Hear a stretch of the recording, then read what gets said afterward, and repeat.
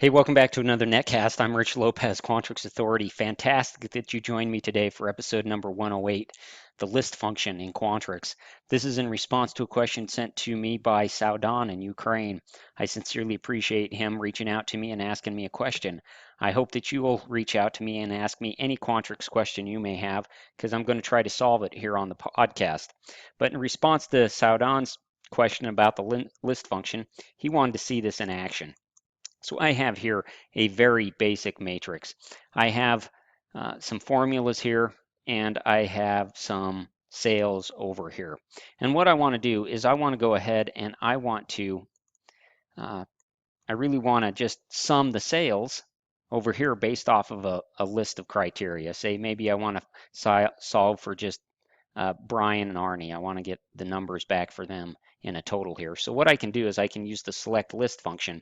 And if you look at episode 4 that I did here at Quantrix Authority, it talks a little bit about the select list function. And there's a really great example there.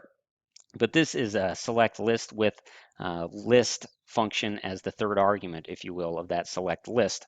That's a lot of lists that I've just said. Anyway, uh, what I would do is I would say sum select list. What is the value I want to sum? I want to sum sales.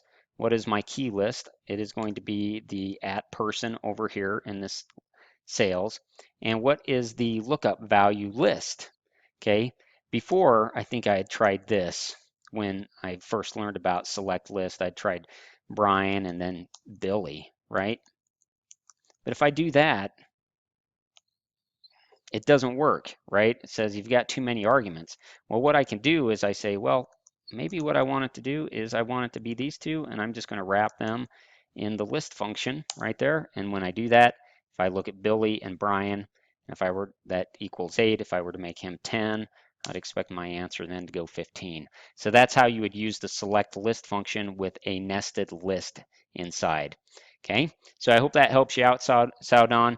There's all sorts of ways that you can use this kind of list function, and I've got some other examples here that are commented out that maybe you could look at.